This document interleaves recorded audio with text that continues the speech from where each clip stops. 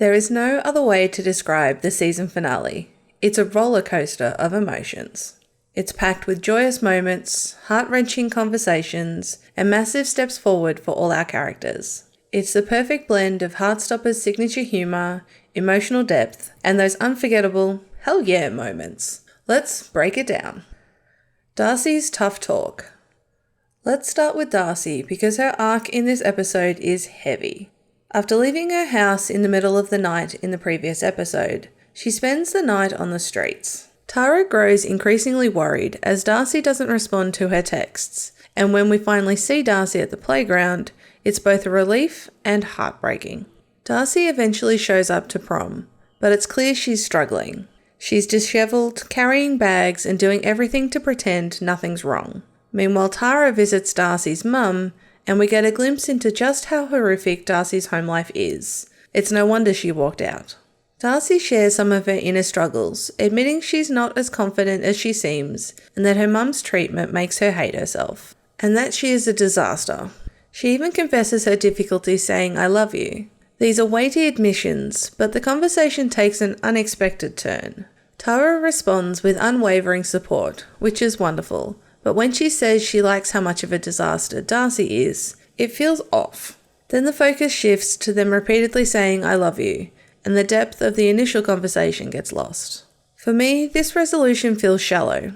The conversation begins with so much honesty and emotional depth, and then veers into something that didn't quite address the larger issues at play. My guess is the writers wanted to avoid overlapping too much with Nick and Charlie's heavy conversation later in the episode, so Darcy and Tara were steered back to being the comic relief. While I appreciate Tara's intentions to validate Darcy, it's not ideal to validate someone's negative self-perceptions. A more meaningful response could be something like, "I understand you feel like a disaster right now," rather than, "I actually like how much of a disaster you are." This approach would acknowledge Darcy's feelings without agreeing with them, while still offering unconditional support. Ultimately, while their conversation leaves me feeling a bit unsatisfied, it's clear that Darcy and Tara are in a better place by the end. And that's what matters most. For them, at least, it worked. Big steps for everyone. Every character takes a step forward in this episode, and it's so satisfying to watch. Tao officially asks Elle to be his girlfriend, and she says yes.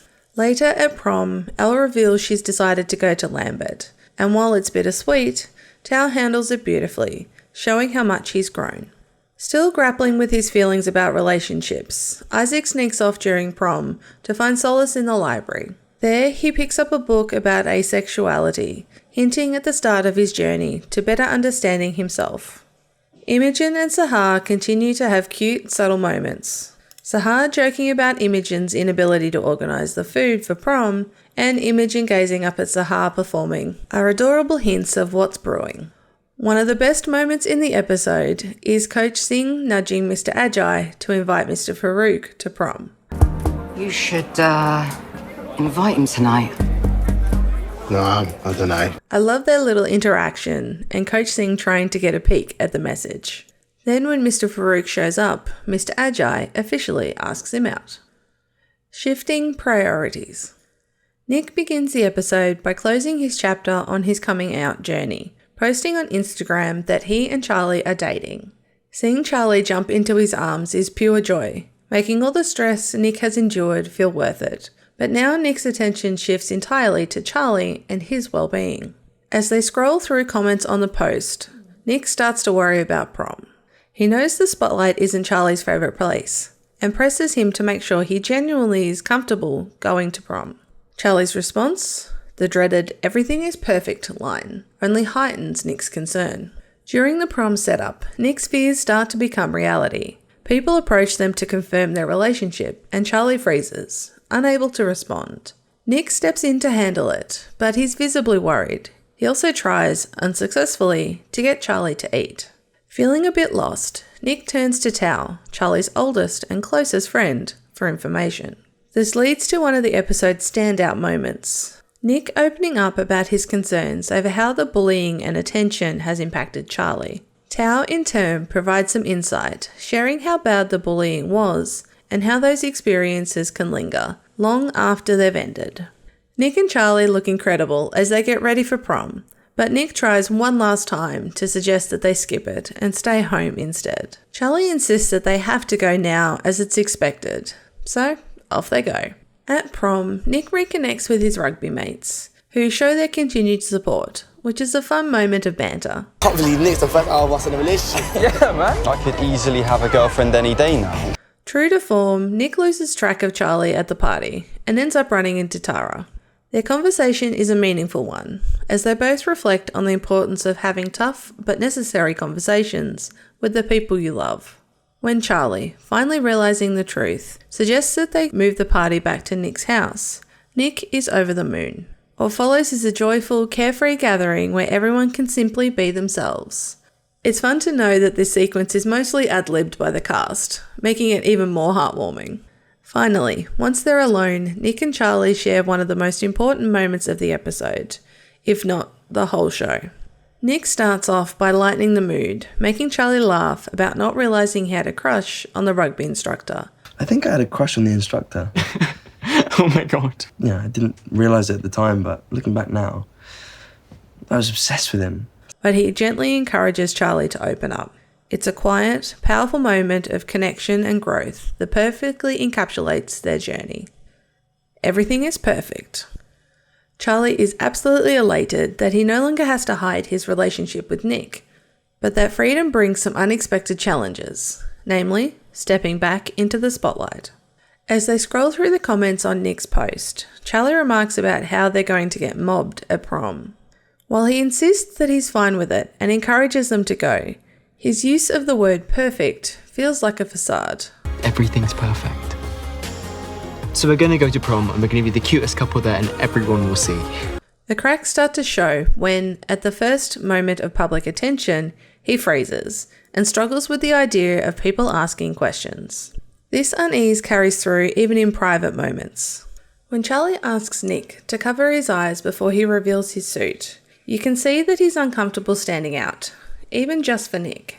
His imagined prom entrance and dance, though charmingly cheesy, feels more like an attempt to live up to the ideal rather than a reflection of what he truly wants. It's not until Charlie makes the bold decision to step away from the prom spotlight that he finally breathes easy and returns to being himself. Then comes the conversation with Nick. I don't have much more to say about this than what's already there. This moment is breathtaking, stunning, and heartbreaking all at once. Charlie opens up about the depths of his trauma from the bullying he endured and how it still affects him. Nick, as always, gives Charlie the space and safety to express himself without fear of judgment. The way Nick listens, comforts, and encourages Charlie to lean on him is deeply moving. Charlie's vulnerability in admitting his fears of being a burden, and Nick's reassurance that he'll always be there to support him, shows the strength of their bond. The hug, the tear. It's raw, honest, and one of the most unforgettable scenes in the entire series. The courage it takes from both of them to have such an open and vulnerable exchange leaves them stronger as a couple. It's the kind of moment that stays with you long after the credits roll. And yes, it makes me tear up every time. A hopeful ending? To wrap up the season, mostly on a lighter note, Nick wants to lift Charlie's spirits and expresses how much he means to him, listing off all the things that he loves about Charlie. It's sweet and sincere and almost leads to Nick blurting out, "I love you." But much like in Paris, Nick holds back, sensing it's not the right moment for such a big declaration. As Charlie leaves Nick's house, he's positively glowing with happiness. You can see the joy in his expression as he pulls out his phone to message Nick, but when it comes to hitting send, he hesitates. The season finale is everything you could want. Fun, heartfelt, and deeply moving. It wraps up key storylines while setting the stage for what's to come. Yeah, that's gonna be rough. From powerful conversations to joyful moments, it's a perfect end to an incredible season. Let me know your favourite moment from the finale in the comments, and don't forget to subscribe so we can unpack all the twists and turns and triumphs in the next season together. And as always, thanks for watching, and let's see what other secrets we can uncover next time on Nerdy Investigations.